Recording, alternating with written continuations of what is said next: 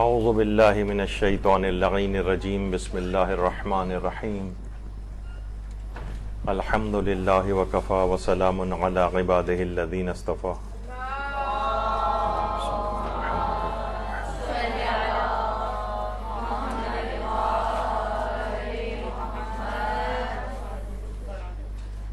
سب سے پہلے تو بہت بہت اس بات کی مبارکباد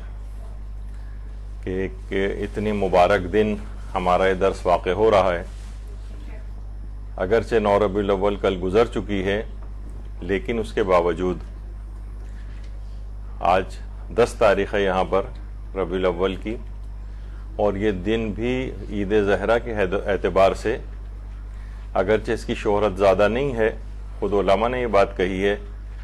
لیکن اس کے باوجود حضرت زہرا سلام اللہ علیہا اللہم صلی علی محمد وعلی محمد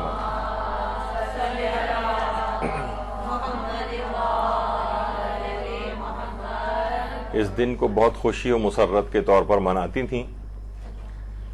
اور ہمارے علماء جیسے آیت اللہ شیخ محمد حسین آل کاشف الغطا یہ فرماتے ہیں،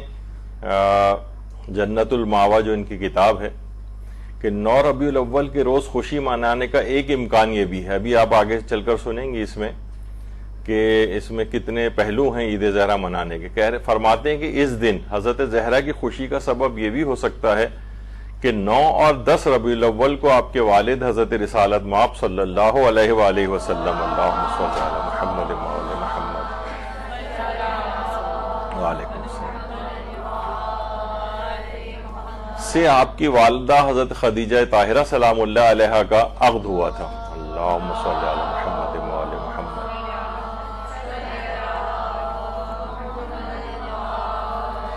اور اس میں بھی یہ شک نہیں ہے کہ حضرت زہرا ہر سال اس دن اس عظیم شرف و خیر کثیر پر فخر کرتے ہوئے خوشی اور مسرت کا اظہار فرماتی تھیں،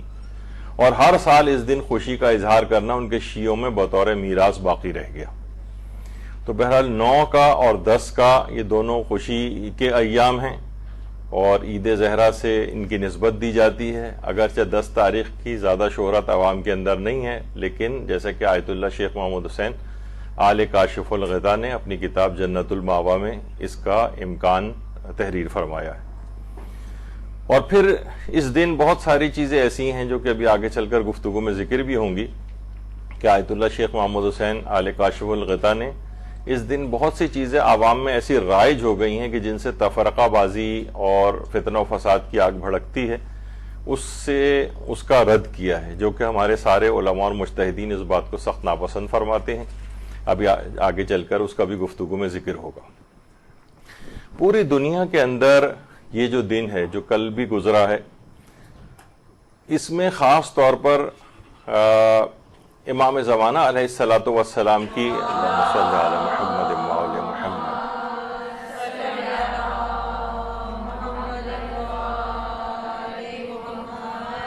تنصیب ولایت کے اعلان کا دن اس کو شمار کیا جاتا ہے. تو پوری دنیا میں امام زمانہ علیہ السلام کی امامت کے پہلے دن ہونے کے اعتبار سے اس کو بہت زیادہ منایا جاتا ہے. علاقوں میں جلسے جلوس وغیرہ نکالے جاتے ہیں، امام سے لوگ اپنا تجدید عہد کرتے ہیں، اور پوری دنیا ہی کے اندر یہ محافل منعقد ہوتی ہیں. خواتین بھی اس کے اندر پارٹیسپیٹ کرتی ہیں، اور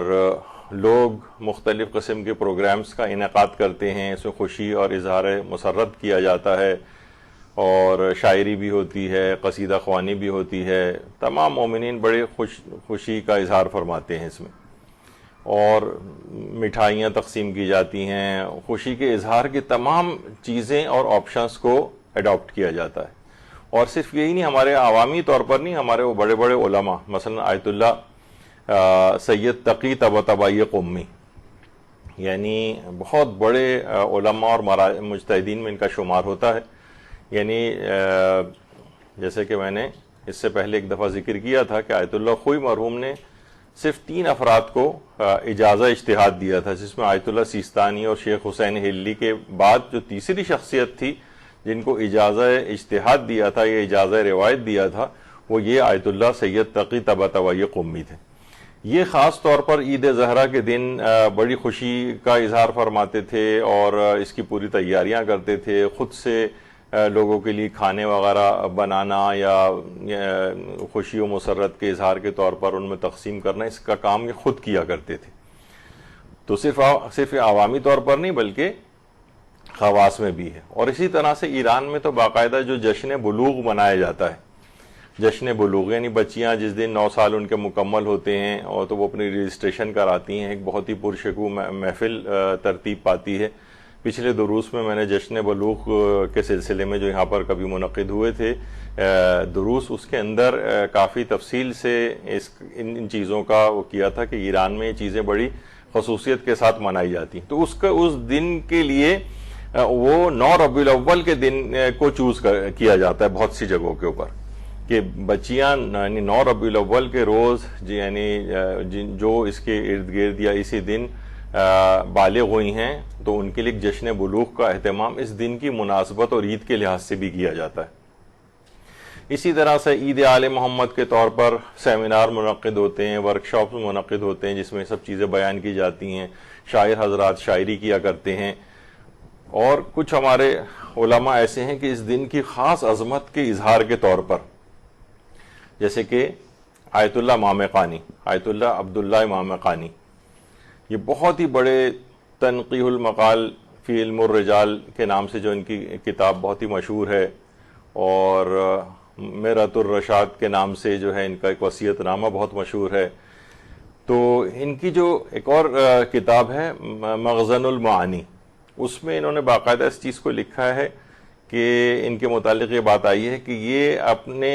اس کام کو جو یہ کر رہے تھے کتابوں وغیرہ کی تالیف کا بھی، تو وہ 9 ربیع الاول کی رات کو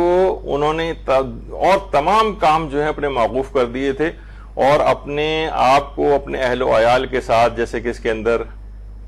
آتا بھی ہے، بھی آگے چل کر بھی ذکر کریں گے ہم،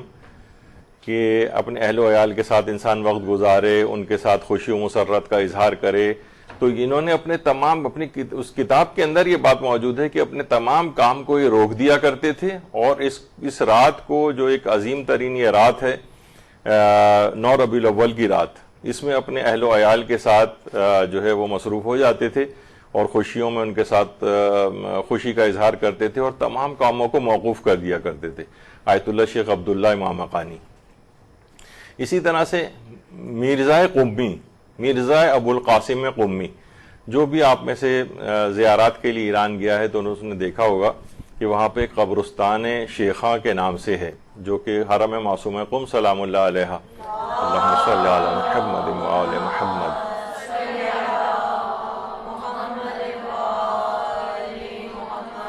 اس قبرستان کے اندر اتنی عظیم شخصیات ہیں، ایسی شخصیات ہیں. اس میں ایک مرزا ابو القاسم قمی بھی ہیں. اکثر اس قبرستان کا تذکرہ میری ذاتی طور پر بڑی عقیدت ہے اس قبرستان سے، اور مرزا قمی کے متعلق تو یہاں تک ملتا ہے کتابوں میں کہ مختلف علماء وغیرہ تک کے افراد کے خواب میں آئے اور کہا کہ لوگ اگر صرف میری قبر پہ بھی آ کر اپنی حاجات کو طلب کریں تو میں ان کی تمام حاجات کو قبول کروا دوں، لیکن کیونکہ اس میں استخفاف ہوتا ہے معصوم قوم کا اور امام رضا علیہ السلام کا، اس وجہ سے میں اس کام کو نہیں کرتا. ورنہ یہ کوئی مشکل نہیں کہ جتنے بھی لوگ یہاں پر اپنی حاجات لے کر آتے ہیں وہ فقط معصوم قوم تو چھوڑیے، امام رضا کی عظمت تو چھوڑیے، تو بہت زیادہ بلند ہے. یہ ان کے غلاموں کا غلام بھی تمام لوگوں کی حاجات کو قبول کروا سکتا ہے. یہ مرزا ابو القاسم قمی. اللہم صلی علی محمد و آل محمد.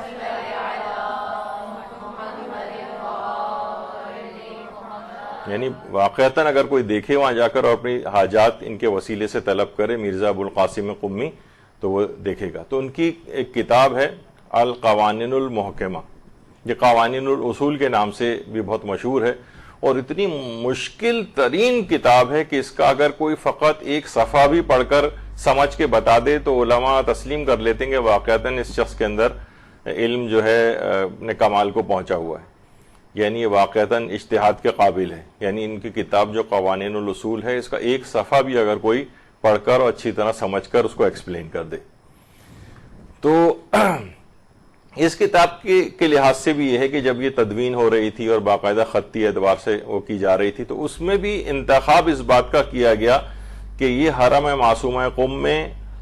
اس کا بالکل اختتام ہوا، اور کون سی 9 ربیع الاول کی رات کو، وہی لیلۃ الیوم السعید، یعنی یہ جو بابرکت دن ایک 9 ربیع الاول کا آنے والا ہے اس کی رات کو اس کا کتاب کو مکمل کیا گیا لکھ کر۔ یعنی اس کا انتخاب علماء اس طرح سے کرتے ہیں کہ بعض اوقات ایسے دنوں سے انتخاب کرتے ہیں کہ کتاب کے شروع کرنے کا یا کتاب کو اختتام تک پہنچانے کا، کہ ایک بابرکت اور عظیم رات کو اس کتاب کا اختتام کیا جائے۔ تو اس لحاظ سے یہ جو اتنی عظیم ترین کتاب اس کی لکھی گئی ہے، اصول فقہ کے موضوع پر نام ہی اس کا ہے قوانین الاصول، تو اس کا اختتام اسی بابرکت رات پہ کیا گیا۔ یعنی میں سب آپ کو چیزیں بتا رہا ہوں کہ کس طرح سے علماء اس 9 ربیع الاول کی رات کو اور دن کو کتنا بابرکت اور عظیم سمجھتے ہیں۔ تو اس لحاظ سے اچھا، اس موضوع پر کتابیں بھی لکھی گئی ہیں۔ اس کی جو خاص ایک روایت ہے احمد ابن اسحاق قمی کی، اس پہ علماء اپنے آرٹیکلز لکھتے ہیں، کتابیں تک اس موضوع کے اوپر تحریر کی گئی ہیں، تو اس کی امپورٹنس کے اعتبار سے۔ اور اس کے علاوہ آیت اللہ سید محمد صادق صدر، یہ بھی اپنے جو نماز جمعہ کے خطبات ہوتے تھے اس کے اندر بھی بہت سارے اس کے شبہات کے جوابات دیتے تھے عید زہرا کے سلسلے میں۔ اور ابھی اتنا وقت نہیں ہے لیکن میں مختصر طور پر کہہ دیتا ہوں کہ لوگ اس میں وہ اپنے بہت سے شبہات کا لوگوں کے جواب دیتے تھے۔ کیسے ممکن ہے کہ حضرت زہرا اس روز خوش ہوئی ہوں، اور وہ تو اس وقت دار آخرت میں ہیں، کوئی دار دنیا میں تو نہیں ہے، ان کی خوشی کیا معنی ہے رکھتی ہے۔ تو اس پہ پھر انہوں نے مختلف دلائل دیتے دیتے اور آیت اللہ سید محمد صادق صدر نے اپنے نماز جمعہ کے جو پڑھاتے تھے اس کے خطبات کے اندر اس بات کو ذکر کیا ہے، اور زیارات کے وہ جملے کہ اشہد انک تسمع الکلام و تسمع السلام و ترد الجواب، تو اس طرح سے کر کے کہ آپ میری بات کو سن رہے ہیں اور آپ میرے کلام کا جواب دیتے ہیں، تو ان شخصیات کے لیے کوئی معنی نہیں رکھتی ہیں چیزیں کہ وہ ہمارے وہ خوش نہیں ہو سکتے اس وقت، بس اس دنیا سے پردہ فرما گئے ہیں، اب ان کا اس دنیا کا کوئی تعلق نہیں ہے۔ دیگر مردوں کی طرح سے ان شخصیات کا قیاس نہیں کیا جا سکتا۔ انہوں نے کہا کہ زیارت ناموں کے اندر پڑھتے ہیں کہ آپ ابھی بھی میرے کلام کو سن رہے ہیں، ابھی بھی میرے سلام کا جواب دیتے ہیں۔ تو یہ سب چیزیں اس طرح سے ہیں، تو یہ اس کا اعتراض انہوں نے اس کے اعتراضات کے علماء جواب دیتے ہیں۔ آیت اللہ صادق صدر نماز جمعہ کے خطبات میں عید زہرا پہ ہونے والے یا یوم فرحت الزہرا بھی اس کو کہا جاتا ہے، کیسے ممکن ہے اس روز وہ خوش ہوئی ہوں، کیسے ممکن ہے حضرت زہرا کی خوشی کا دن ہو، تو اس کے جوابات علماء اس انداز سے دیتے رہے۔ تو عام عوام کے طور پر بھی بہت خوشی اور مسرت کا اس دن کے میں اظہار کیا جاتا ہے۔ اور اس کے علاوہ یہ جو دائیں طرف ہیں یہ آیت اللہ سیستانی کے چھوٹے بھائی ہیں، آیت اللہ سید محمود سیستانی۔ یہ تقریباً 30 سال پہلے ان کا انتقال ہو چکا ہے، اور یہ اس وقت مشہد مقدس میں تھے امام رضا علیہ الصلوۃ والسلام۔ اللہم صلی علی محمد وعلی محمد۔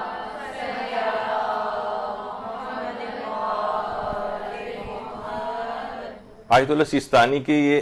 چھوٹے بھائی ہیں، آیت اللہ سیستانی ان سے بڑے ہیں، لیکن یہ بہت ہی یہ خود مجتہد اور فقیہ تھے، اور اتنی ایسی شخصیت تھی ان کی بچپن سے لے کر اور بزرگ ہونے تک،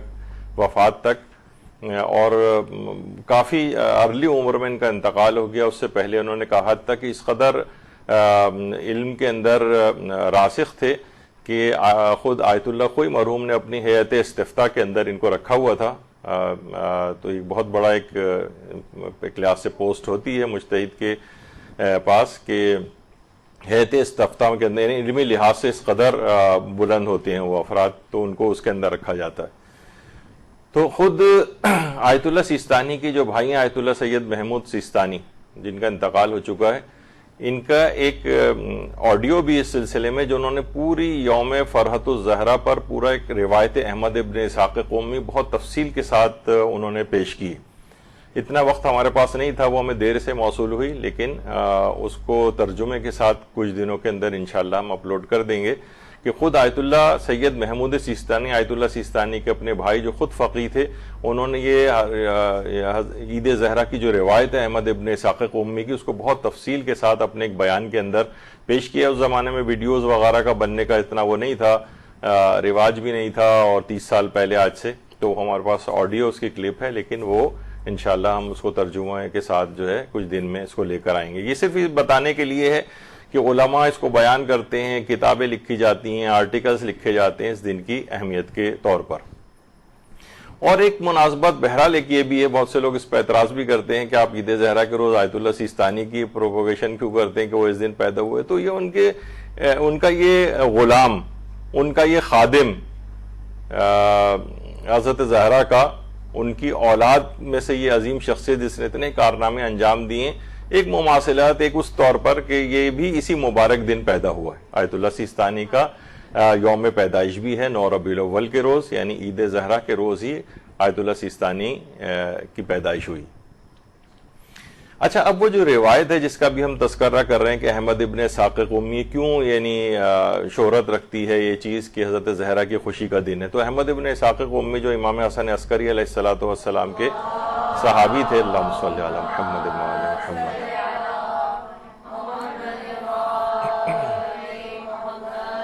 فرماتے ہیں کہ میں ربیع الاول کی 9 تاریخ کو امام حسن عسکری کی خدمت میں حاضر ہوا تو میں نے اپنے سید و سردار کو دیکھا کہ انہوں نے اپنے تمام خادمین کو حکم دیا ہے کہ جس کے لیے جو نیا لباس ممکن ہو وہ زیب تن کر لے، اور امام کے سامنے ایک تنور روشن تھا، یعنی تندور، جس میں امام خود اپنے ہاتھوں سے کھانا پکانے کے لیے لکڑیاں جلا رہے تھے۔ اسحاق نے امام سے کہا، یا ابنا رسول اللہ، میرے آبا و اجداد آپ پر قربان، کیا اہل بیت کے لیے آج کے دن کوئی خوشی تازہ ہوئی ہے؟ امام نے فرمایا، 9 ربیع الاول سے بڑھ کر کون سا دن اہل بیت کے نزدیک حرمت والا ہوگا؟ اور بحار الانوار کے اندر بھی یہ روایت موجود ہے، اس کی 95 جلد میں۔ اسی طرح سے اچھا، اس کی مختلف روایات ہیں، عید زہرا کے حوالے سے مختلف روایات ہیں،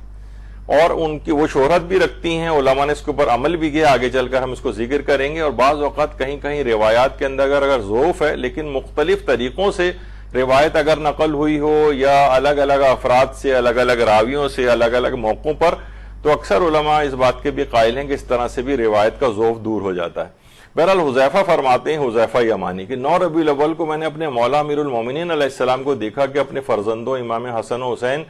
کو رسول اللہ کے ساتھ دیکھا کہ وہ غذا نوش فرما رہے ہیں، اور پیغمبر اکرم دونوں کے چہروں کو دیکھ کر مسکراتے ہیں، اور اپنے بیٹوں سے فرماتے ہیں، کھاؤ تم دونوں کہ آج کا دن مبارک ہے، کیونکہ آج کا دن وہ دن ہے کہ خداوند عالم نے اس دن تمہارے اور تمہارے جد کے دشمن کو پروردگار ہلاک کرے گا اور تمہاری ماں کی دعا کو قبول فرمائے گا۔ کھاؤ کہ آج ہی کے دن کلام خدا تحقق پائے گا۔ علماء فرماتے ہیں یعنی جن کے گھرانے ان کی ظلم کی وجہ سے ویران ہو گئے ہیں، یعنی ان کا انتقام لیا جائے گا۔ کھاؤ، یہی وہ دن ہے کہ مبغوث ترین شخص کی شان و شوکت خاک میں مل جائے گی۔ کھاؤ کہ آج کے دن خداوند عالم تمام دشمنوں کے اعمال کو لائے گا اور ان کو مثل روئی کے اڑا دے گا۔ یعنی خوشی کے اظہار کے طور پر اس دن پیغمبر اکرم بھی اظہار مسرت فرما رہے تھے، اور اس خوشی میں حسن و حسین کو کھانا کھلا رہے تھے، اور ان کو کہہ رہے تھے کہ پروردگار تمہاری ماں کی دعا کو قبول کرے گا اور تمہارے اور تمہارے جد کے دشمن کو بھی ہلاک کرے گا۔ یہ الگ ایک روایت ہے، اور اسی وجہ سے اس کو خوشی کے دن کے طور پر منانے کے لیے آیت اللہ مرزا جواد ملکی تبریزی، امام خمینی کے استاد تھے، ان کی کتاب المراقبات ہے، فرماتے ہیں گراں قدر روایت میں یہ بات آئی ہے۔ بہت سے لوگوں کی پوری کوشش یہ ہے کہ کسی بھی طریقے سے ہر صورت میں بس روایت کو ضعیف یا جھوٹا ثابت کیا جائے، آج کل کے جو ایک سینیریو چل رہا ہے۔ فرماتے ہیں آیت اللہ جواد ملکی تبریزی، عالم عارف، کہ گراں قدر روایت میں یہ بات آئی ہے کہ 9 ربیع الاول کا دن دشمن خدا کی نابودی کا دن ہے، اور یہ دن آل محمد کے تمام پیروکاروں کے لیے خوشی کا دن ہے۔ گراں قدر روایت میں بات آئی ہے، تو اس دن ایک بہت بڑا دشمن خدا، دشمن اہل بیت اس دنیا سے مارا گیا اور قتل ہوا، تو اس کے لحاظ سے بھی ایک خوشی منائی جاتی ہے۔ اور شیخ مفید نے مسار الشیعہ جو ان کی کتاب ہے، اس کے اندر آئمہ کی ولادتوں اور آئمہ کی شہادتوں کے جو واقعات ہیں وہ ہیں، اور دیگر واقعات بھی ہیں، تو اس کے اندر شیخ مفید نے یہ بات لکھی ہے۔ مرزا حسین نوری نے مستدرک الوسائل میں شیخ مفید کی اس کتاب مسار الشیعہ کے حوالے سے نقل کیا کہ شیخ مفید فرماتے تھے کہ 9 ربیع الاول کا دن بہت بڑی عید ہے، بہت بڑی عید، یعنی بہت بڑی خوشی کا دن ہے. رسول اللہ نے بھی اس دن خوشی منائی ہے جیسے کہ ابھی آپ نے پہلے روایت میں سنا, اور لوگوں کو بھی اس بات کا حکم دیا تھا کہ اس دن کو عید کے طور پر, خوشی کے دن کے طور پر منائیں, یعنی اظہار خوشی و مسرت کریں. تو اس لحاظ سے, اور یہ ان کی جو اوریجنل کتاب ہے مسار الشیعہ, اس کے اندر انہوں نے باقاعدہ اس دن کو عید کبیر کے نام سے, کہ بہت بڑی خوشی کا دن ہے, بہت بڑی عید کا دن ہے, اس لحاظ سے اس کو تعبیر کیا. یہ ان کی اوریجنل کتاب شیخ مفید کی جو ہے خطی نسخے کے اعتبار سے, اس کے اندر اس بات کو, مسار الشیعہ کے اندر اس بات کو بہت بڑی عید کے طور پر شمار کیا. اسی طریقے سے زاد المعاد جو علامہ مجلسی کی کتاب ہے, اس کے اندر بھی اس دن کو عید کے طور پر منانے کی بہت تاکید کی ہے, اور کہا ہے کہ یہ یوم فرحت و سرور, خوشی اور مسرت کا دن ہے. اور آیت اللہ سید محمد حسینی شاہرودی, انہوں نے کتابوں کے حوالے سے نقل کیا ہے بہار الانوار میں مجلسی کے, علامہ مجلسی کے اعتبار سے, کہ اس دن کو عید کا دن شمار کیا ہے. بلکہ فرماتے ہیں کہ ابن طاووس جو ہمارے بہت بڑے عالم گزرے ہیں, انہوں نے فرمایا ہے کہ کتابوں کی تحقیق سے یہ بات پتہ چلتی ہے کہ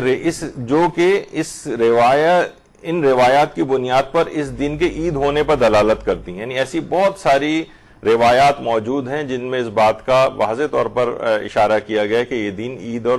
خوشی اور مسرت کا ہے. اور یہ ابھی جو روایت میں نے کہا نا کہ مختلف حوالوں سے یہ چیز آ رہی ہے, کہ جیسے کہ راوی ہیں وہ فرماتے ہیں کہ ہم لوگ ایک مسئلے میں شک و شبے کا شکار تھے. ہم دونوں احمد ابن اسحاق کے پاس گئے جو شہر قم میں امام ہادی کی طرف سے وکیل تھے. ان کے گھر پہنچے اور دروازہ کھٹکھٹایا تو معلوم ہوا کہ احمد ابن اسحاق ارکان عید بجا لا رہے ہیں. تو ہمیں بہت تعجب ہوا. ہم نے کہا آج اور عید؟ ہم نے کہا سبحان اللہ, کیا 4 عیدیں جو مشہور ہیں, یعنی عید فطر, عید قربان, عید مباہلہ, عید غدیر, اس کے علاوہ بھی کوئی عید ہے؟ احمد ابن اسحاق نے اپنے امام سے حدیث نقل کی, یعنی وہی جو احمد ابن اسحاق قمی کی عید کے حوالے سے ابھی اپنے روایت اس سے پہلے سنی. تو ہم نے کہا کیا آج کا دن یوم عید ہے؟ تو ابن اسحاق نے کہا ہاں, اور وہ دن 9 ربیع الاول کا دن تھا.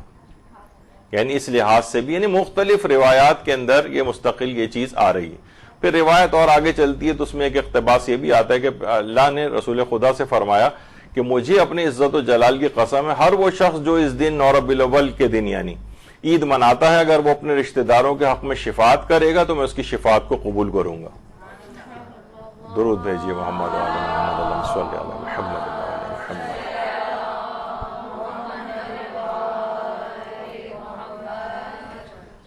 اور لوگ جو عام طور پہ کہتے ہیں کہ بھائی, عام طور پہ ہے, بعض اوقات بہت سے علماء بھی یقیناً ان کا نظریہ اس لحاظ سے نہیں ہوگا, لیکن کہتے ہیں کہ نہیں بھائی امام حسین کو کبھی الوداع نہ کہیں. تو الوداع ظاہر ہے یہ سوگ بڑھانے کے معنوں میں اس لحاظ سے کہا جاتا ہے. جیسے کہ علماء بہت سے مثال دیتے ہیں, آپ نے سنے ہوں گے کہ جناب حج و عمرہ سے جو واپس آ رہا ہوتا ہے تو وہ بھی طواف وداع کرتا ہے. وہ یہ نہیں سوچ رہا ہوتا کہ آئندہ کبھی حج و عمرے کے لیے نہیں آؤں گا. ویسے میں نے اپنے کانوں سے ایک صاحب کو سنا تھا, ویسے بتا دوں کہ اگر کوئی اس بات کی دعا کرے یا اس بات کا ارادہ کرے بھائی یہ تو اس میں بہت سختیاں ہیں, جو میں تو اگلے سال نہیں آؤں گا, تو اس کا ایک دنیاوی نقصان کم سے کم یہ ہوتا ہے کہ اس کی عمر کم ہو جاتی, بہت جلد موت آ جاتی ہے اس کو. تو میں نے اپنے کانوں سے ایک صاحب سے سنا تھا کہ بھائی بہت ہو گیا, میں تو اب میں نے سوچ لیا کہ آئندہ کبھی اب نہیں آؤں گا یہاں پر. یعنی لوگوں نے پھر ان کو احساس دلایا, پھر بیچارے کو بتایا کہ بھائی اس قسم کے جملے نہ کہیں, عمر کم ہو جاتی. اور ایک صاحب تو اس قدر پریشان ہوئے تھے کہ احرام کی پابندی ایک بزرگ کو بھیج دیا تھا کسی نے, اور دیکھا کہ وہ برداشت نہیں کر سکے, تو وہ احرام اتار کے انہوں نے ایک طرف رکھا اور ارلی فلائٹ کر کے واپس آ گئے وہاں سے بغیر حج کی. تو بہرحال اس طرح سے بھی ہوتے ہیں, لیکن عام طور پر ہم یہ دیکھتے ہیں کسی شخص کا یہ چیز نہیں ہوتی کہ وہ الوداع اس طور پہ امام حسین کو کہہ رہا ہے, سوگ بڑھا رہا ہے کہ اب وہ مثلاً اب اگلے سال بس اب چند دن بعد ہی اگر کوئی شب جمعہ آ رہی ہوتی تو وہی شخص پھر زیارت پڑھ رہا ہوتا ہے اور پھر آنسو بہا رہا ہوتا ہے. تو اسی طرح سے زیارت وداع پڑھی جاتی ہے اور سلام آخر پڑھے جاتے ہیں وغیرہ. تو یہ جو سوگ بڑھایا جاتا ہے 9 ربیع الاول کے روز, اس میں صرف یہ معنی, اچھا ایک صاحب نے تو یہ تک کہا, جب سوگ بڑھانے کی روایت آئی تو ہمارے جو پوسٹیں مدرسے کی لگتی ہیں تو کہہ رہے ہیں جب انہوں نے کہا سوگ بڑھانے کا حکم ہے تو سوگ کم کیوں کیا جا رہا ہے, تو اور بڑھانا چاہیے. ہم نے کہا بھائی سوگ بڑھانا ایک محاورے کے طور پر ہوتا ہے, بڑھانے کے معنی ہوتے ہیں ہٹا دینا, منت بڑھانا جس طرح سے کہا جاتا ہے. ایک الگ بڑھانے سے مراد اضافہ کرنا نہیں ہے یہاں پر. تو لوگ مختلف ہیں اس میں. تو یہی ہے کہ بہت ساری چیزیں ہمارے استاد محترم کے بھی چند دن پہلے ایک مجلس آئی تو اس میں انہوں نے اس بات کو، علامہ صادق حسن صاحب قبلہ، انہوں نے اس بات کو کہا کہ اس کے یہ معنی نہیں ہوتے، بلکہ یہ ہوتے ہیں کہ بھائی ہم جس اعتبار سے اب مکان ہم نہیں خریدتے ہیں اور مکان شادیاں نہیں کرتے ہیں، برتھ ڈے پارٹیز میں نہیں جاتے ہیں، بہت ساری انہوں نے ایک لسٹ جو گنوائی کہ سب ہمارے ہاں ایک کلچر ہے. اور یہی وجہ ہے کہ جیسے میں نے ایک دفعہ آیت اللہ حافظ بشیر نجفی کا بھی آپ کی خدمت میں پیش کیا تھا قول، کہ میں کہہ رہے ہیں یہاں پر کتنی قوموں کے افراد میں دیکھتا ہوں، لیکن جو جذبہ، جو چیز واقعتاً ہمارے انڈیا اور پاکستان کے اندر عزاداری میں اور کسی قوم میں، حتیٰ کہ ایرانی اور عراقیوں تک میں وہ چیز نظر نہیں آتی. بلکہ بہت سے علماء تو یہاں تک قائل ہیں ایران اور عراق کے بھی کہ یعنی عزاداری واقعتاً پاکستانیوں اور ان انڈینز وغیرہ سے سیکھنی چاہیے ہمیں. تو اس حد تک یہاں پر تقدس ہے چیزوں کا. وہاں پر یہ ہوتا ہے کہ بس عاشورے تک کا اہتمام ہوتا ہے، اس کے بعد عام دنوں کی طرح سے تقریباً شمار ہو جاتا ہے.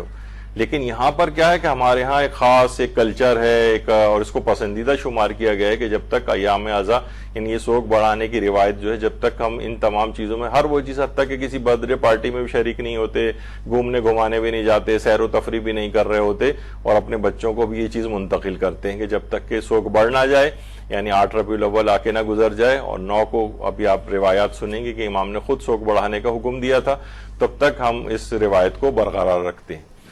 تو بہرحال یہ سب چیزیں اس طرح سے آئی ہیں. روایت میں بھی آئی ہے کہ حضرت مختار نے جب ظالموں کے سر امام سجاد علیہ السلام کی خدمت میں بھیجے تھے، اللہم صلی علی محمد و آل محمد،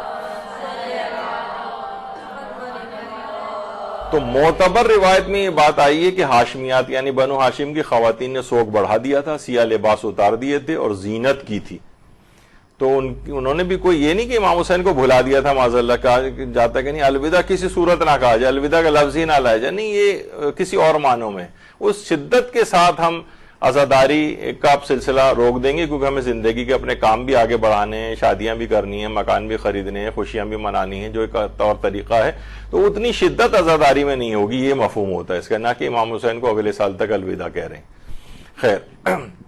کیونکہ روایتوں میں آئی ہے، ہمارے امام رضا علیہ الصلوۃ والسلام فرماتے ہیں صلی اللہ محمد و آل محمد، اگر تم چاہتے ہو جنت میں ہمارے ساتھ درجہ پا کر خوشحال رہو تو ہمارے غم پر غمگین رہو اور ہماری خوشی پر خوش رہو. یعنی جب انہوں نے جیسا حکم دیا ہے، اس میں بہت ہمارے پچھلے سال تفصیل سے بات چیت آ چکی ہے کہ یعنی لوگ کہتے ہیں بھائی یہ تو کوئی بٹن دبانے کی طرح سے معاملہ تھوڑی ہوتا ہے، یہ تو انسان کے جذبات ہیں. تو ہم بھی یہ کہتے ہیں کہ جناب یہ یعنی ہمارے جذبات بھی شریعت اور یہ حکم امام کے تابع ہیں. جب انہوں نے کہا خوشی مناؤ، بلکہ بعض اوقات تو یہ ہوتا ہے کہ ہمارا دل بڑا جامع ازداد ہے. عید خوشی کا دن ہے، یعنی اس دن خوشی منانے کا بھی حکم ہے، لیکن اسی دن زیارت امام حسین پڑھنے کا بھی حکم ہے. زیارت امام حسین الگ سے عید کے دن کے اعتبار سے الگ سے ایک زیارت آئی ہے، شب قدر کی زیارت الگ مخصوص آئی ہے. اسی طرح عید کے دن کی الگ سے زیارت آئی. جب امام حسین کی زیارت اس دن پڑھیں گے تو کیا آنکھوں سے آنسو نہیں ہوں گے آپ کے؟ خوشی کا دن بھی ہے اور ایک لحاظ سے ان کی زیارت پڑھتے ہوئے آنکھوں سے آنسو بھی آتے ہیں. ایک دفعہ ہم نے پچھلے درس جو عید زہرا کا ہوا تھا تو اس میں یہ والی مثال پیش کی تھی کہ کسی شخص کی شادی ہو رہی ہوتی تو اس کے لیے خوشی کا دن ہوتا ہے وہ، لیکن اسی دن اپنے مثلاً مرحوم والدین کو یاد کر کے روتا بھی. یعنی یہ دل ہمارا جامع ازداد ہے، 1 منٹ کے اندر اس میں خوشی بھی ہوتی ہے، عین اسی وقت غم مناتے وقت یعنی خوشی منا رہا ہے اسی وقت غم کی بھی کیفیت اس پر آ جاتی. تو بہت ساری چیزیں اس طرح سے ہیں کہ جناب 30 دن جس طرح سے ہم نے روزے رکھے ہوتے ہیں، بعض اوقات اب میدا اور ہر چیز عادی ہو گئی ہے تو ایک اگلے دن اور بھی روزہ رکھنے کو، لیکن کہا جاتا نہیں اگلے دن روزہ رکھنا حرام ہے، بلکہ کچھ نہ کچھ اس دن ضرور کھایا جائے.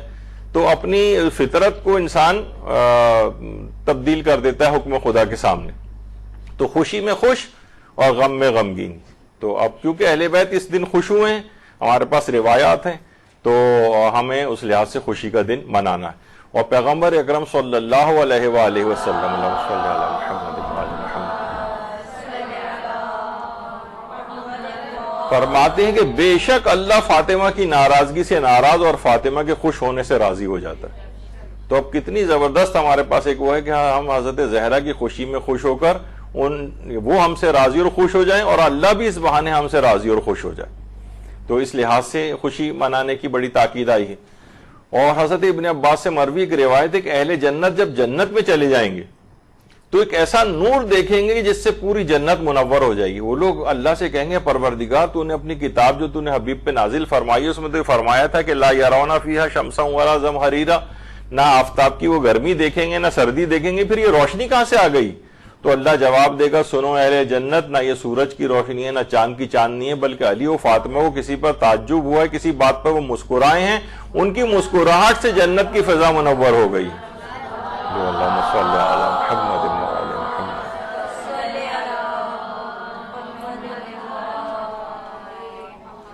تو یہ روایت جو احمد ابن اسحاق قمی, اس سے پہلے آپ نے وہ سن چکے ہیں پوری روایت, کہ کہا تھا کہ ارے یہ تو 4 عیدیں ہیں, تو یہ ایک اور عید کہاں سے آ گئی؟ تو انہوں نے پھر وہ جو آپ نے ابھی اس سے پہلے سنی تھی یہ کہ یہ جو ہے آج کا دن عید کا دن ہے, اہل بیت اطہار کے لیے سب سے افضل عید شمار ہوتی ہے. تو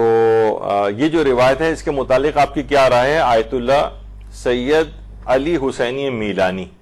ان سے یہ سوال پوچھا گیا, تو انہوں نے جواب میں تحریر فرمایا کہ روایت احمد ابن اسحاق قمی علماء کے نزدیک مقبولہ روایت ہے جس پر علماء نے عمل بھی کیا ہے. یہ دو دیکھیے علماء کے جو جملے ہوتے ہیں مختصر ہوتے ہیں لیکن اس کے پیچھے ایک بڑی ڈیٹیل ہوتی. مثلا مقبولہ روایت انہوں نے کہا ہے کہ بعض اوقات یہ ہوتا ہے کہ روایت کے اندر کوئی ضعف ہوتا ہے, یعنی مثلا کہ کوئی راوی مجہول ہے, کوئی راوی مثلا ناقابل اعتبار بیچ میں آ گیا ہے, لیکن اتنے حوالوں سے وہ روایت آ رہی ہوتی ہے اور علماء میں ایک شہرت کا درجہ رکھ لیتی ہے, اور علماء اس روایت کے مطابق عمل کرتے آئیں. جیسے کہ ابھی آگے چل کر آپ دیکھیں گے عمل علماء کیا کرتے آئیں. مثلا اس دن کے میں جو غسل ہے اس کے استحباب کے اکثر علماء قائل ہیں. موجودہ مراجع اس کو رجاء مطلوبیت کی نیت سے کہتے ہیں, لیکن سابقہ علماء نے اس کو اسی روایت احمد ابن اسحاق کو دلیل بنایا ہے کہ اس لحاظ سے اس کے اعتبار کے اوپر. تو انہوں نے فرمایا کہ یہ مقبولہ روایت ہے. مثلا میں آپ کو اور بتاؤں کہ امام خمینی علیہ الرحمہ نے جو ولایت فقیہ کا نظریہ جس روایت پہ بنایا ہے اس کا نام ہی ہے مقبولہ عمر ابن حنظلہ. عمر ابن حنظلہ کی یعنی مقبولہ روایت ہے, یعنی سند کے اعتبار سے اس کے اندر ضعف ہے لیکن علماء اس پر عمل کرتے آئے ہیں, اس وجہ سے انہوں نے بڑی اہم دلیل کے طور پر اس روایت کو پیش کیا, اس کو بھی مقبولہ کہا ہے. اور عمل کے معنی یہی ہیں کہ اپنے اس کے مطابق فتاوے دیے ہیں, ابھی آگے چل کر ان کا ذکر آئے گا. تو اس لحاظ سے اس روایت کی ایک الگ اہمیت ہے. اور یہی مسئلہ آیت اللہ سید محمد صادق روحانی سے بھی یہ بات پوچھی گئی ہے, تو انہوں نے بھی تفصیل سے یہی بات اپنے فتوے کے اندر بیان کی کہ بہت ساری روایات کے اندر یہ بات آئی ہے اور ان کے اوپر اعتماد کیا جاتا ہے. تو اس حوالے سے یہ دن خوشی اور مسرت کا دن ہے. اتنا وقت نہیں ہے کہ اتنی تفصیل کے اندر جائیں کہ فتاوے بہت زیادہ ہے ہمارے پاس آج. اچھا, 9 ربیع الاول کے حوالے سے یعنی علماء میں بھی پہلے تو یہ چیز سن لیں کہ ایک روایت ہے ہمارے پاس, یعنی 9 ربیع الاول کا تو تذکرہ نہیں ہے اس میں, لیکن یہ کہ حضرت مختار نے ابن زیاد اور دوسرے ملعونوں کے سر کو محمد حنفیہ کے پاس بھیجا اور محمد حنفیہ نے پھر ان سروں کو امام زین العابدین علیہ السلام کے پاس بھیجا. اللہم صلی علی محمد وعلی محمد.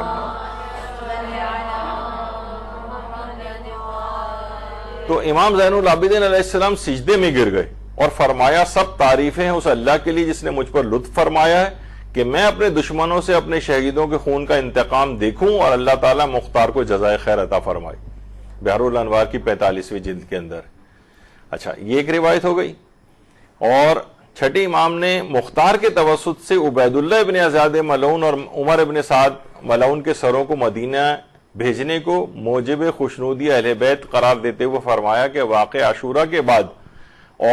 ہماری عورتوں میں سے کسی عورت نے خود کو زینت نہیں دی یہاں تک کہ مختار نے عبید اللہ ابن زیاد اور عمر ابن سعد کے سروں کو مدینے بھیجا. رجال کشی کی جو روایت ہے.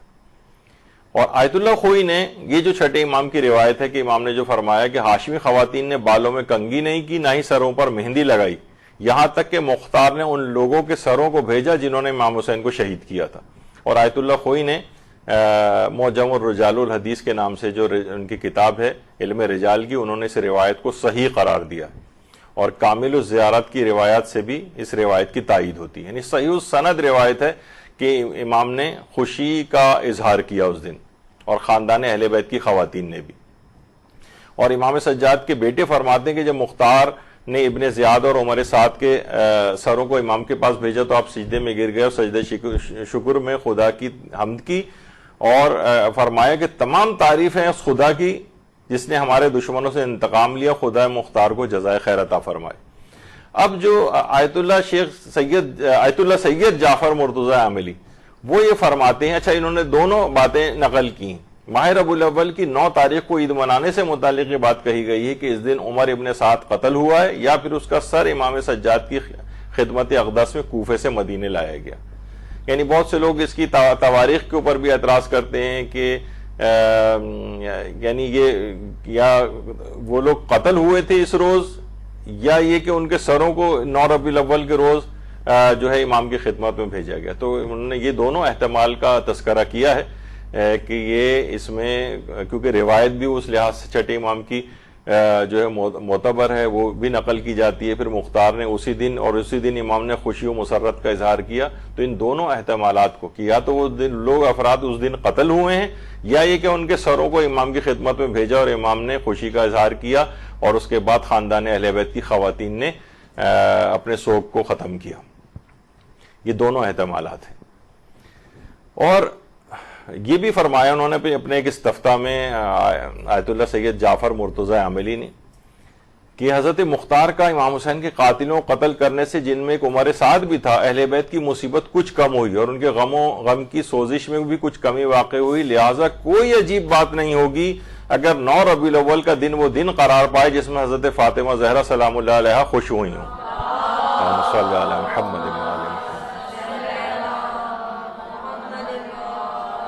اور اسی وجہ سے اہل بیت نے فرمایا تھا کہ واقع کربلا کے بعد کسی ہاشمی عورت نے آنکھوں میں سرما نہیں لگایا تھا، یہاں تک کہ انہیں امام حسین کے فاسق و فاجر اور ظالموں اور قاتلوں کے قتل ہونے کی خبر نہ مل گئی۔ اور جناب مختار کے قیام میں جس میں عظیم کام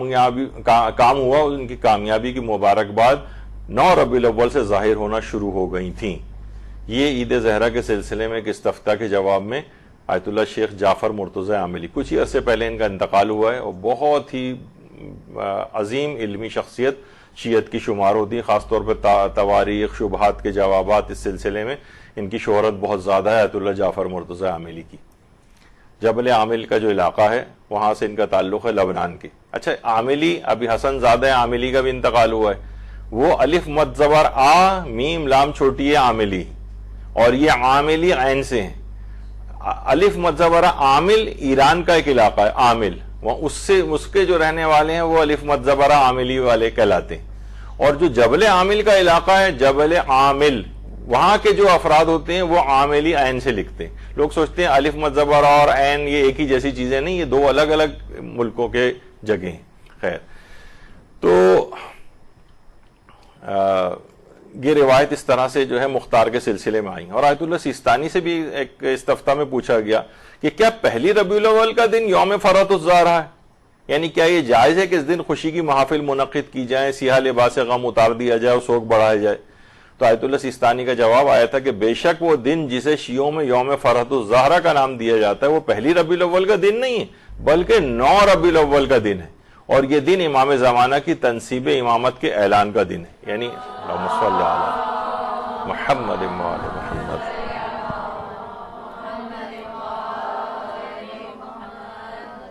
اور آیت اللہ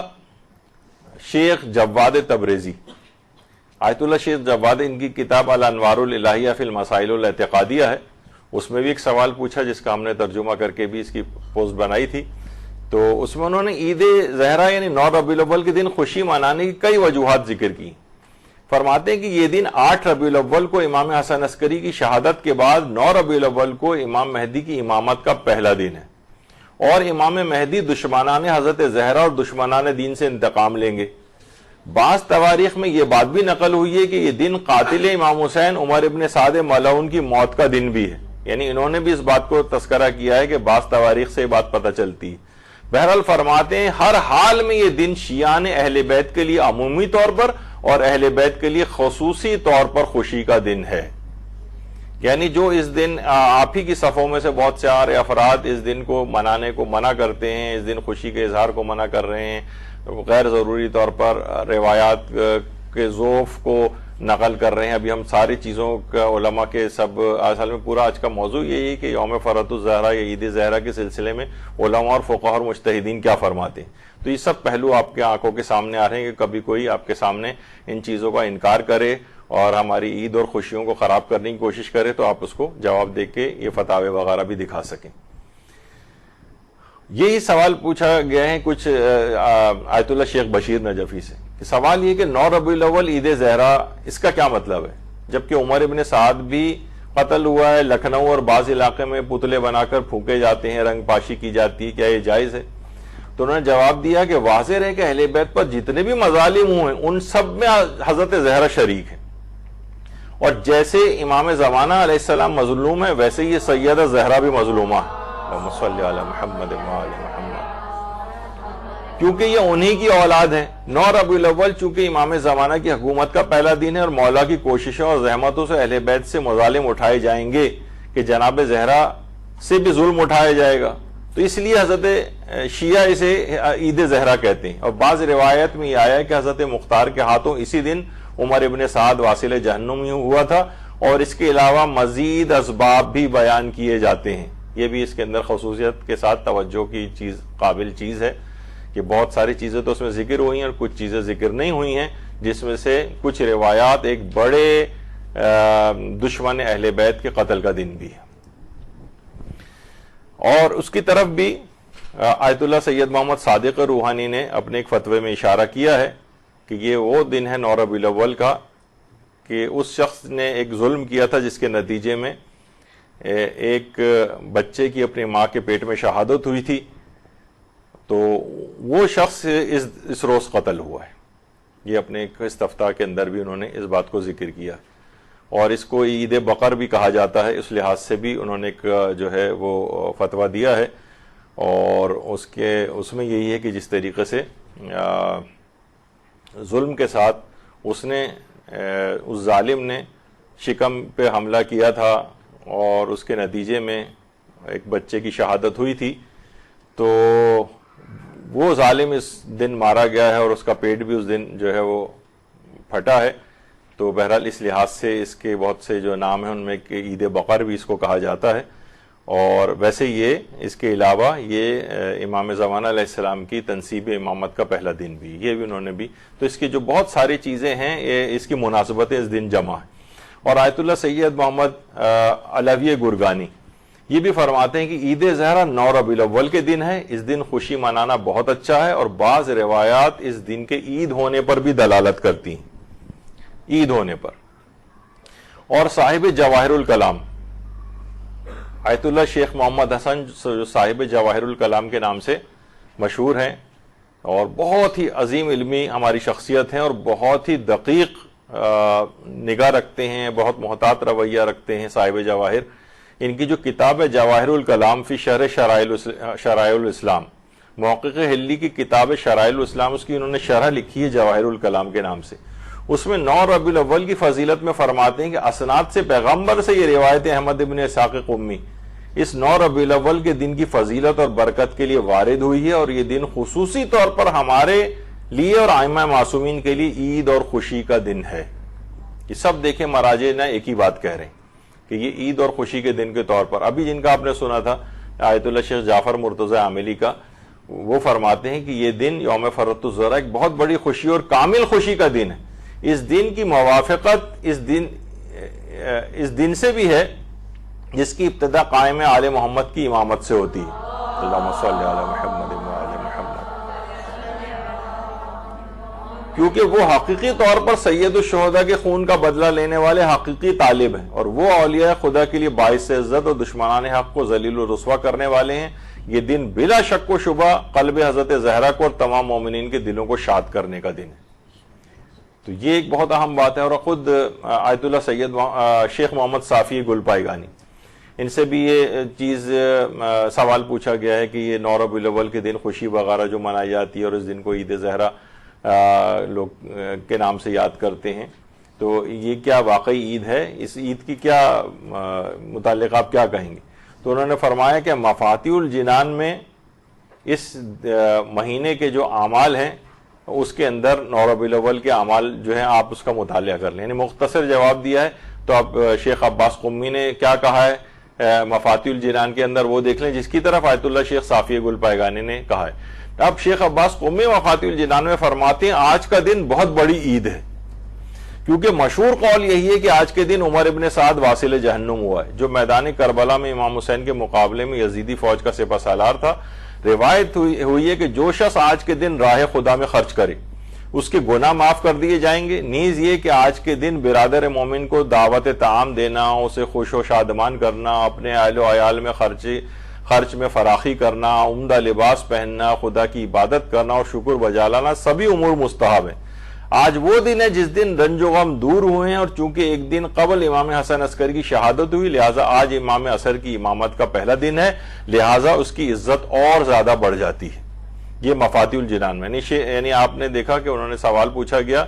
عید زہرا کے متعلق، تو انہوں نے کہا اس مہینے کے جو اعمال شیخ عباس قمی نے تحریر کیے وہاں پر جا کر اس کی تفصیل پڑھیں. جب ہم شیخ عباس قمی کی مفاتیح الجنان پر آئے تو انہوں نے یہ پوری تفصیل بیان کی ہے. یعنی اس لحاظ سے آیت اللہ صافی گل پائگانی نے اس کے اوپر اعتماد کا اظہار کیا کہ شیخ عباس قمی نے جو باتیں لکھی ہیں یہ سب باتیں بالکل ٹھیک ہیں.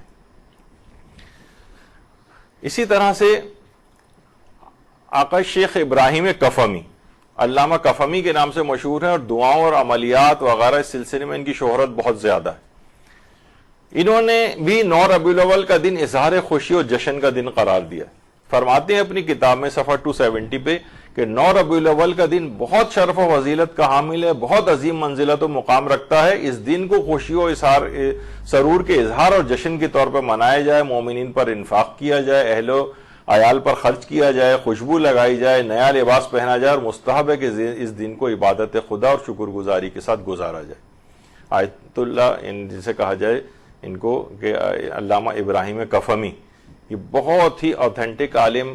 دعاؤں کے سلسلے میں شمار ہوتے ہیں، عملیات کے سلسلے میں بھی، اور بڑی ان کی زبردست خدمات ہیں. مصباح کفمی کے نام سے جو ان کی کتاب ہے جو کہ مشہور ہے، تو اس کے اندر انہوں نے اس بات کو لکھا ہے. آیت اللہ شیخ یوسف ثانوی، ان کا بھی کچھ ہی عرصے پہلے انتقال ہوا ہے. انہوں نے اپنے ایک درس خارج میں یہ بات بیان فرمائی ہے کہ عید زہرا بڑی اسلامی عیدوں میں سے، اس دن اپنے بچوں اور اپنے گھر والوں کو عیدی دیں، نئے نئے کھانوں کا اہتمام کریں، ان کو یہ بات یاد دلائیں کہ 9 ربیع الاول بڑی اسلامی عیدوں میں سے ہے، ان کو یہ بات یاد دلائیں کہ احمد ابن اسحاق قمی نے 9 ربیع الاول کے دن غسل کیا تھا، اور فقہا ان کے اس غسل کو دلیل بناتے ہیں. یعنی جو عمل علماء یا عمل اصحاب شمار ہوتا ہے تو روایت کا ذوف جو ہے اس سے دور ہوتا ہے. اس سے پہلے جو ہم نے ذکر کیا بعض علماء کا یہ نظریہ ہے کہ اگر علماء اس روایت پر عمل کرتے آئے ہوں تو پھر ہم اس میں کسی راوی کا ذوف وغیرہ کو اتنی خاطر میں نہیں لاتے ہیں، علماء میں وہ روایت مشہور ہوتی ہے.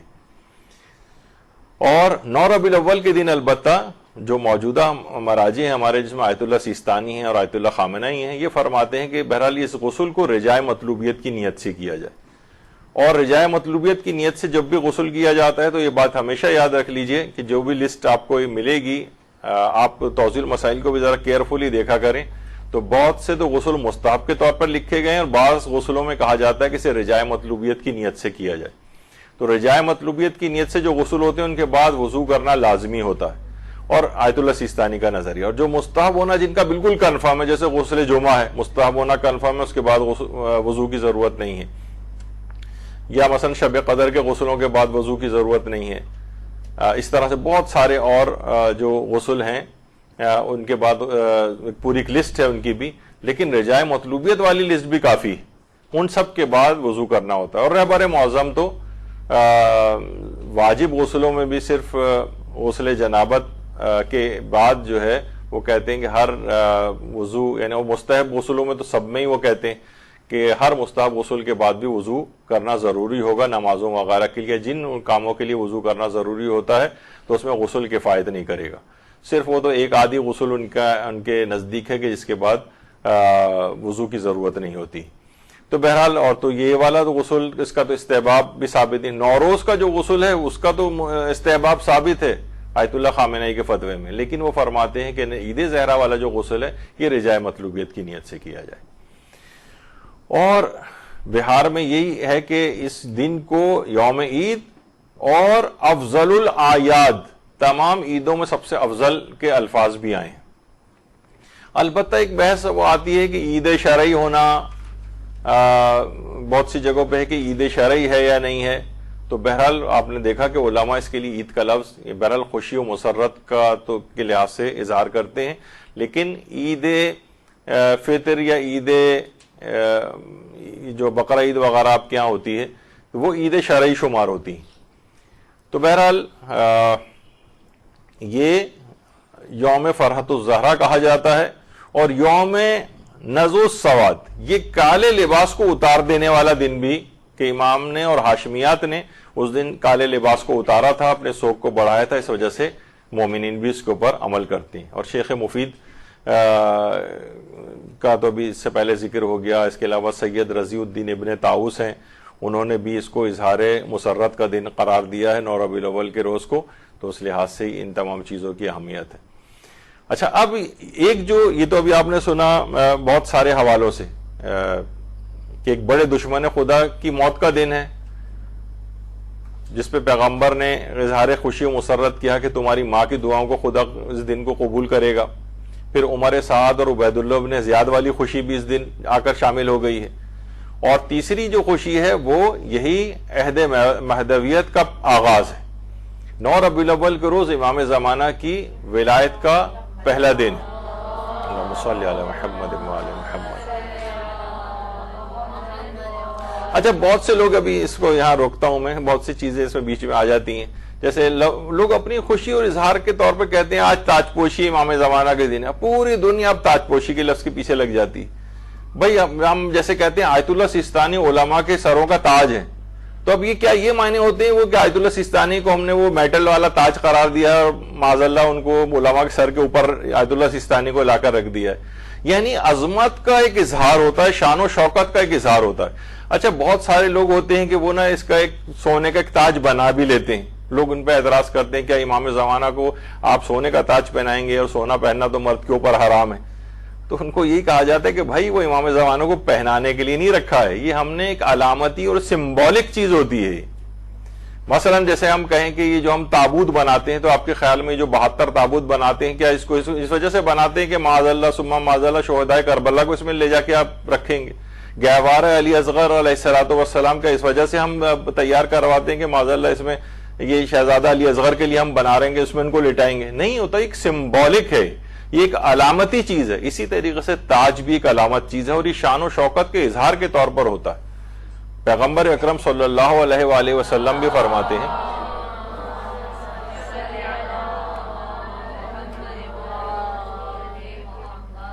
کہ جو امامہ ہے یہ عربوں کے سر کا تاج ہے، حالانکہ دیکھا جائے تو امامہ تاج نہیں شمار ہوتا ہے، تو یہ ایک عظمت کا ایک اظہار ہوتا ہے، ایک اس کی طرف اشارہ ہوتا ہے۔ جیسے میں نے کہا کہ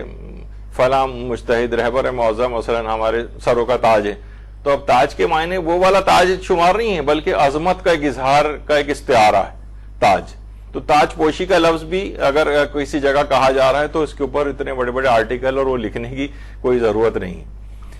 تو بہرحال یہ فرماتے ہیں آیت اللہ صافی گل پائگانی کہ 9 ربیع الاول کا دن ایک مقدس اور عظیم دن ہے، جس میں امام مبین ولی اللہ العظم حضرت حجت ابن الحسن ارواح الفدا کی امامت کا آغاز ہوا ہے۔ اللہم صلی علی محمد۔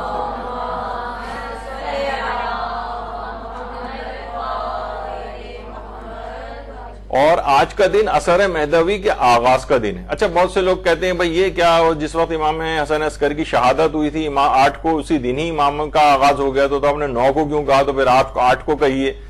ارے بھائی یعنی وہ تو دن اس دن امام حسن عسکری موجود تھے، اب یہ جو نیا سورج طلوع ہوا ہے یہ ان کی امامت کا پہلا دن شمار ہوگا۔ ویسے تو امام ہوتا ہی ہے ان کی موجودگی میں، البتہ وہ اس لحاظ سے حکم نہیں دیتا ہے، اور جن کی امامت چل رہی ہوتی وہی سب ان کا امامت انہی کے احکام وغیرہ کی پیروی ہو رہی ہوتی، لیکن وہ خود بھی اس وقت بھی امام ہوتے ہیں جو دیگر ان کے ساتھ ہوتے ہیں۔ جس وقت امام حسن موجود تھے تو امام حسین بھی اسی وقت موجود تھے، ان کی بھی اسی طرح سے، لیکن بہرحال اس وقت جو تنصیب ہے امامت کے طور پر وہ امام حسن کی تھی۔ مثلا اسی طریقے سے امام حسن عسکری کا اس دن جس دن شہادت ہوئی ہے وہ دن امام حسن عسکری کے حوالے سے. اب جو اگلا دن شمار ہوگا جس پر سورج طلوع ہوگا، یہ امامت ہمارے 12ویں امام کی امامت کا پہلا دن ہوگا. تو لوگ ٹائمنگز اور گھڑیاں وغیرہ لے کے بھی بیٹھ جاتے ہیں کہ اتنے ٹائم اور اتنے منٹ پہ تو ان کی امامت شروع ہو گئی تھی، تو آپ کو 8 سے ہی پھر خوشی منا لینی چاہیے تھی، تو آپ نے اگلے دن کا انتظار کیوں کیا؟ تو یہ ایک ایسا ہے کہ بہت سے ہمارے بوجھ بجکڑ قسم کے جو فلسفی فیس بک وغیرہ اور اس کے اوپر پیدا ہو گئے، سوشل میڈیا پہ ان کے اعتراضات ہیں. تو فرماتے ہیں یہ دن اس زمانے کے لیے سر آغاز ہے دنیا کی، دنیا جس کے انتظار میں، جس کی خصوصیات نہ انبیاء کے دور میں ظاہر ہوئی نہ مرسلین کے دور میں. یہ وہ زمانہ ہے جس میں زمین عدل و انصاف سے بھر جائے گی اور اربوں انسان ایک حکومت کے زیر سایہ ہوں گے اور زمین و آسمان کی تمام برکتیں آشکار ہو جائیں گی. یہ بہت عظمت والا دن ہے 9 ربیع الاول، جو ایک دن پہلے ہی ایک لحاظ سے گزرا ہے، اور واقعتاً اس دن ہمیں اپنے امام کے ساتھ تجدید عہد کرنا چاہیے. ان کی امامت کے دن کا آغاز اس دن سے ہوا ہے اور ہم ان کی امامت کے سائے کے اندر زندگی گزار رہے ہیں. ہر لمحہ اپنے زمانے کے امام کو اس لحاظ سے یاد رکھنے کی ضرورت ہے. اسی وجہ سے اس کو ایران کے اندر تو بہت سی جگہوں پہ اگرچہ کوئی یہ شرعی حکم نہیں ہے اس طرح سے، لیکن لوگ اسے عید بزرگ بیعت امام زمانہ علیہ السلام کے نام سے بھی یاد کرتے ہیں، اور لوگ باقاعدہ اس دن اس بات کا اظہار کرتے ہیں اور اپنے آپ کو کہ ہم ایک لحاظ سے امام زمانہ کی بیعت کرتے ہیں اس دن، کہ اب ہم ان کے مطابق جو ہے وہ ساری زندگی اپنی گزاریں گے. تو لوگوں کی یہ خوشی و مسرت کے اظہار کی مختلف صورتیں ہیں، اور یہی وجہ ہے کہ آیت اللہ سعید الحکیم طباطبائی یہ بھی فرماتے ہیں کہ عید زہرا 9 ربیع الاول کا دن امام منتصر کی امامت کا پہلا دن ہے، اور روایات میں یہ بھی آیا ہے کہ اس دن عمر ابن سعد قتل ہوا ہے. اچھا، کچھ آپ نے دیکھا ہوگا کہ علماء کہیں صرف امام زمانہ کی امامت کے پہلے دن کو ذکر کر رہے ہیں، کہیں ایک بڑے دشمن خدا کی موت کا لحاظ سے تذکرہ ہو رہا ہے، کہیں عبید اللہ ابن زیاد اور عمر سعد کے لحاظ سے تذکرہ ہو رہا ہے، کہیں فقط امام زمانہ کے لحاظ سے تذکرہ ہو رہا ہے. تو یہ سب چیزیں کیا ہیں؟ یہ مختلف اس کی مناسبتیں ہیں. اب بہرحال چاہے کوئی بھی مناسبت آپ کے نزدیک ہو، یہ دن ہوگا تو خوشی اور مسرت کا دن قرار پا گیا ہے. اب چاہے کسی کے نزدیک کوئی روایت ضعف ہو، کوئی نہیں ہو، لیکن مجموعی طور پر دیکھیں تو یہ دن خوشی اور مسرت کا دن ہے. اب جس کا جو ذوق ہے اس کے مطابق چاہے وہ عمل کرے، لیکن بہرحال علماء، اور بعض اوقات یہ بھی ہوتا ہے کہ ادوار تقیہ اور وہ اس لحاظ سے وہ ابھی بھی چل رہے ہیں، تو بہت سی چیزیں اس طرح سے بیان بھی نہیں ہوتی. خیر، اچھا، امام زمانہ علیہ السلام دیکھیے وہ فرماتے ہیں کہ میں تمہارے امور زندگی سے غافل نہیں ہوں، نہ میں تمہاری یاد کو بھلانے والا ہوں. تو یہ کیسے ممکن ہے کہ ہم اپنے زمانے کے امام کو فراموش کر دیں، خاص طور پہ وہ دن کہ جس دن امام زمانہ کی تنصیب امامت کے اعلان کا جو پہلا دن ہو.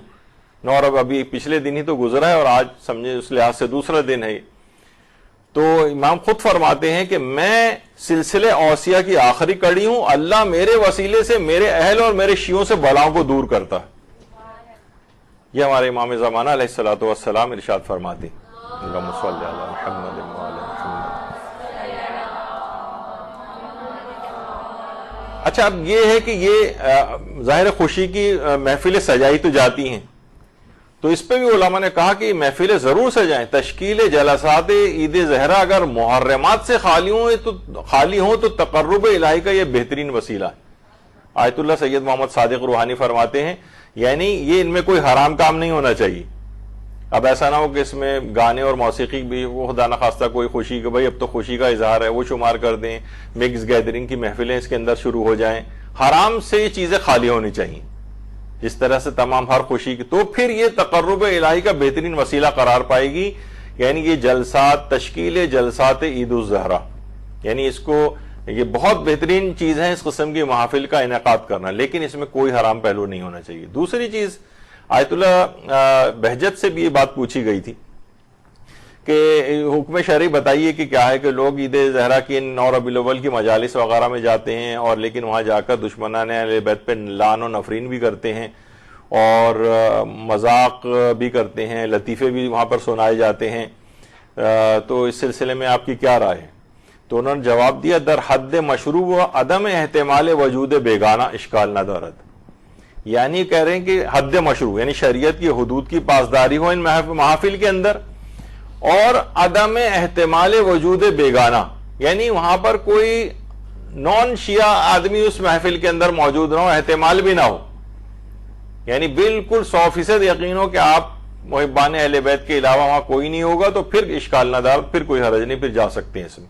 یعنی اگر اس قسم کا ہو، لاؤڈ اسپیکر لگا کے یہ سب باتیں ہو رہی ہوں، لطیفے سنائے جا رہے ہوں، اور یا دشمنان اہل بیت پر تان کیا جا رہا ہو، اور علاقے کے اندر ایک خلفشار شروع ہو جائے، فساد فتنہ کی کیفیت طاری ہو جائے، تو پھر جائز نہیں ہوگا، یا کوئی حرام اور پہلو کوئی آ جائے۔ تو یعنی مختصر سا جملہ ہے کہ در حد مشروع، یعنی شرعی حدود کی پاسداری ہونی چاہیے، وہ عدم احتمال وجود بیگانہ، ایک آدمی بھی ایسا نہیں ہونا چاہیے کہ جو آپ کے عقیدے سے ہٹ کر ہو، تو ایسی محافل وہاں پہ جانا صحیح ہے، لیکن ادروائز پھر صحیح نہیں رہے گا، پھر یہ اس کے خلاف وہ چیز ہو جائے گی۔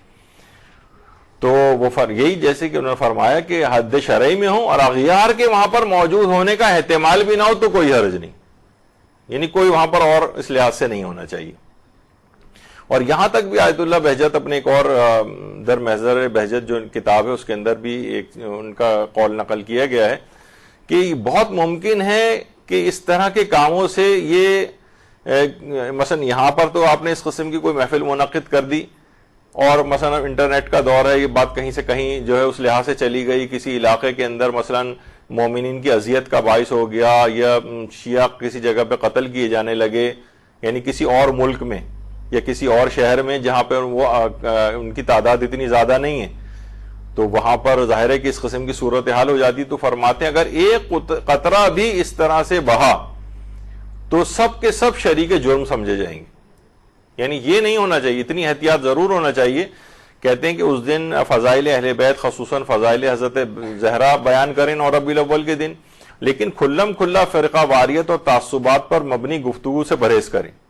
اور ایسے تمام کاموں سے سختی سے منع کریں کہ جس کے نتیجے میں وہ علاقے جہاں مومنین کم تعداد میں ان کو اگر کوئی نقصان پہنچے، تو فرماتے تھے اگر ایک قطرہ بھی اس سبب بہا تو سب شریک جرم سمجھے جائیں گے۔ یہ ایک اس کی احتیاط خاص طور پہ رکھنی ہے، بہت سے لوگ اس کا احتیاط نہیں کرتے ہیں۔ آیت اللہ سیستانی نے بھی اپنے ایک فتوے میں فرمایا ہے کہ مراسم میں عید زہرا برپا کرنا اگر تفرقے کا سبب نہ بنے تو جائز، یعنی تفرقے کا سبب نہیں بننا چاہیے، اور اس میں شرکت کرنے میں بھی کوئی اشکال نہیں۔ اور فرماتے ہیں کہ اس کو عید غدیر ثانی کے نام سے بھی اس دن کو جانا جاتا ہے۔ آیت اللہ سید عبد الکریم موسوی اردبیلی، انہوں نے بھی اپنے ایک فتوے کے اندر یہ بات کہی ہے کہ دیکھیے ایک تو کوئی حرام کام نہیں ہونا چاہیے،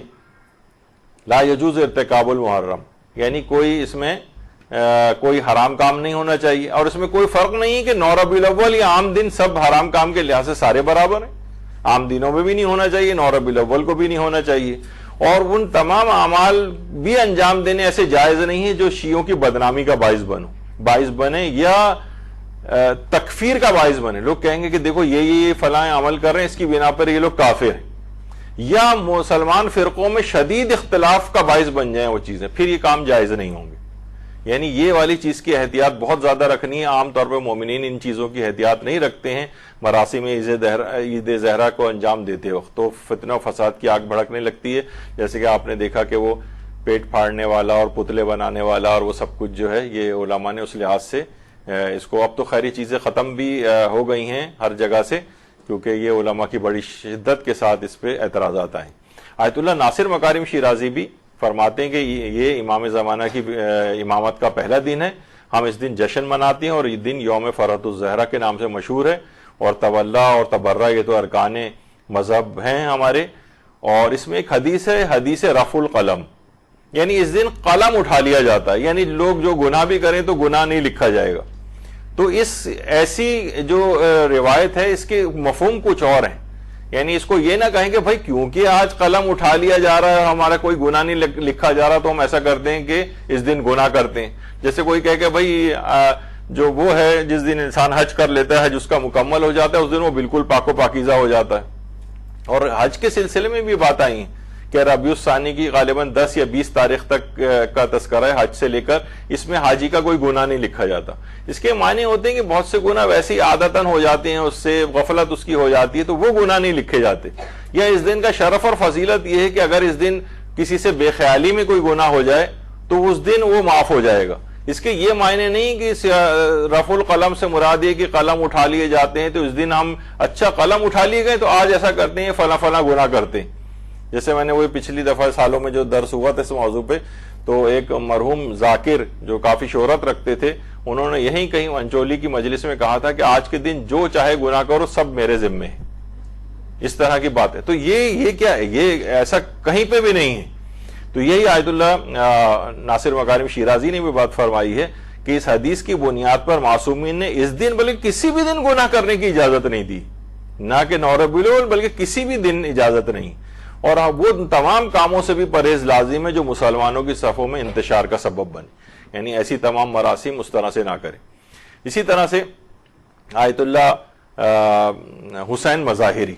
انہوں نے بھی اپنے اس فتوے میں اسی طرح کی باتیں کہی ہیں کہ ہر وہ کام جس سے وحدت مسلمین خراب ہو اور ان کی آپ اہانت کریں ان کے مقدسات کی، یہ سب جائز نہیں،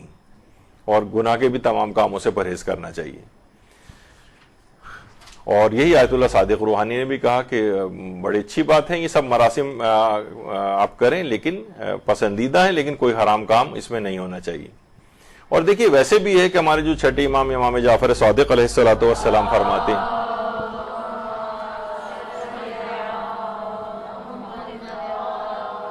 کہ جب کسی شخص کو کوئی خدا کوئی نعمت عطا کرتا ہے اور وہ بجائے شکر کے گانے بجانے کا اہتمام کرتا ہے، دراصل وہ خدا کی ناشکری کر رہا ہے، وہ کفران نعمت کر رہا ہے. تو ایسے دن کوئی بھی اس طرح کے حرام کام نہیں ہونے چاہیے. تو بہرحال یہی جو بھی آپ سے بات کہی تھی حدیث رفع القلم، ایک زمانہ یہی تھا یہاں پر جب ہمارے مولانا جو سرپرست اعلیٰ ہیں مدرسۃ القائم کے مولانا شیخ غلام علی وزیری نجفی صاحب قبلہ آج کل علالت کی وجہ سے یہاں پر نہیں آ رہے ہیں اور آپ لوگ محروم ہیں ان سے، لیکن یہ کہ وہ جو جب یہاں پر آئے تھے اور انہوں نے یہ سب منکرات ہوتے ہوئے یہاں پر دیکھے تھے کہ اس طرح سے عید کی رات کو بھی اور یہ 8 ربیع الاول کی رات سے ہی یہاں پر جو چیزیں شروع ہو جاتی تھیں اور چوڑیوں کے سٹال لگتے تھے اور خواتین نامحرموں کے ہاتھ میں ہاتھ دے کے اور جو چوڑیاں وغیرہ پہنتی تھیں، سب چیزیں مولانا نے یہاں پر ختم کروائیں. تو انسان اگر گناہوں کے خلاف اس طرح سے کھڑا ہو جائے اور منکرات جو ہو رہے ہوں، نہ کہ ہم جب یہ نہیں، اچھا لوگ کیا کرتے ہیں کہ ان چیزوں کو جو یہ منکرات پھیلے ہوتے ہیں اسے بیس بنا کے کہتے ہیں اس دن کو ہی نہ منایا جائے. یہ اس طرح کی بہانیاں سازیوں سے اس دن کو خوشی کے دن کے منانے کی وہ ختم نہیں ہو جائے گی ان کے اس اقدامات سے، بلکہ ہم ان منکرات کو ختم کریں گے کہ جو اس کے اندر آ رہے ہیں، نہ کہ ہم خوشی کے دن کو ختم کریں.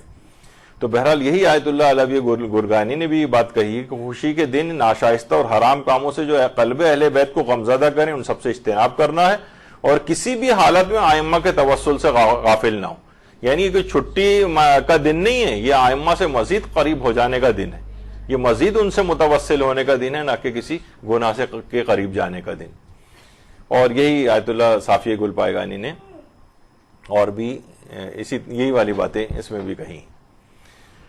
تو بہرحال آیت اللہ کاظم طباطبائی یزدی جن کی کتاب العروۃ الوثقی بہت مشہور ہے، اس میں وہ تو اس دن کے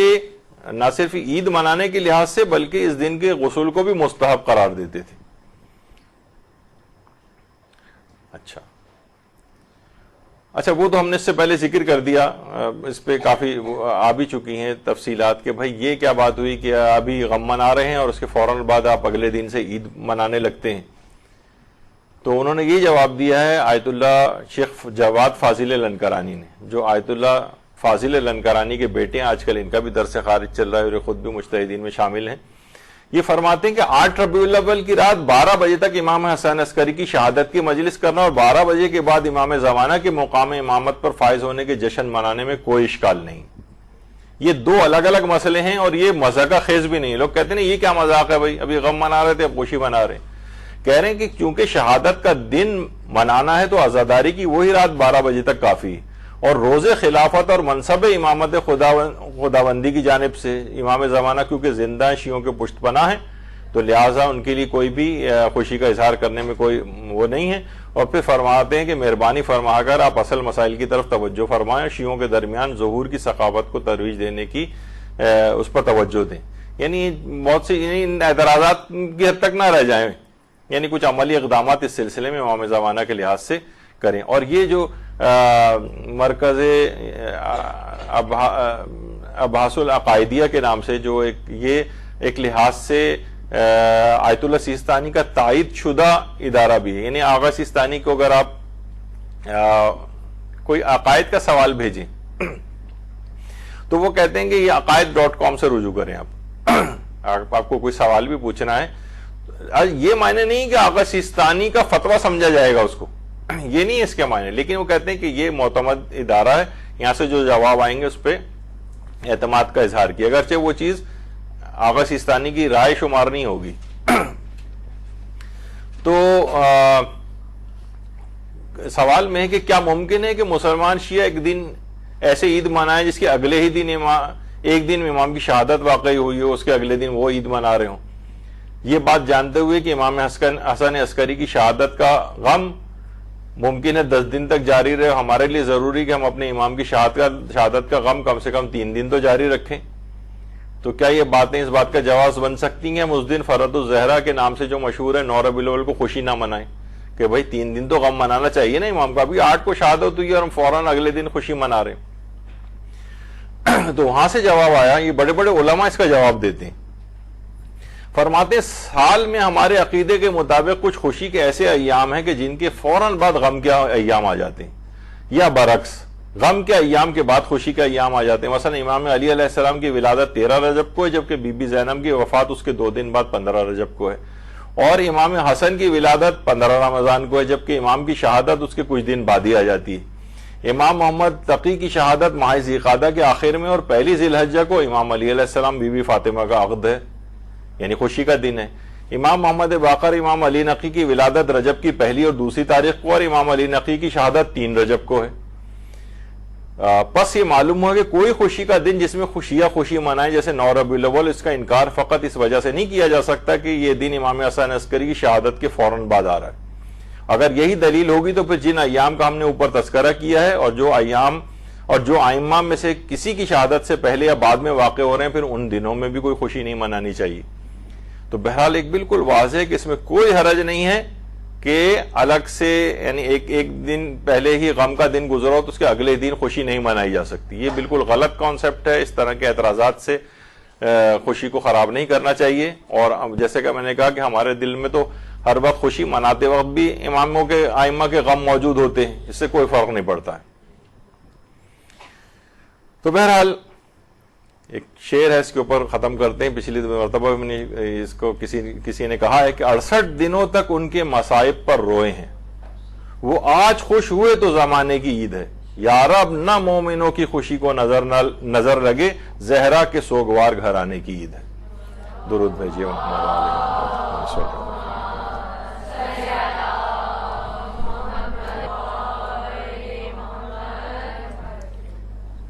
تو بہرحال آپ نے دیکھا کہ ہم نے صرف بیسیکلی فوکس اس میں یہی کیا تھا کہ علماء اور مجتہدین اور جو ہمارے مراجع ہیں ان کے سلسلے میں علماء و فقہا کے نظریات کیا ہیں، صرف اس پہ فوکس کیا تھا. بہت ساری چیزوں کو ہم نظر انداز کرتے ہوئے گزرے ہیں. اچھا، کیونکہ یہ دن بہت ایک دن پہلے ہی گزرا ہے اور بڑی اہمیت کا حامل ہے، تو بہت سارے جو کہ سب سے پہلی جو چیز اس کے اندر ہے، اس میں تھوڑی سی گفتگو ابھی جو اگلی ہماری نشست ہوگی جو مولانا ہاشم عباس زیدی صاحب قبلہ اسی سے خطاب فرمائیں گے، تو اس میں ایک پہلو جو خاص طور پر آج 10 ربیع الاول کے لحاظ سے ہے کہ عقد رسول خدا اور حضرت خدیجہ طاہرہ سلام اللہ علیہا، اللہم صلی علی محمد وعلی محمد،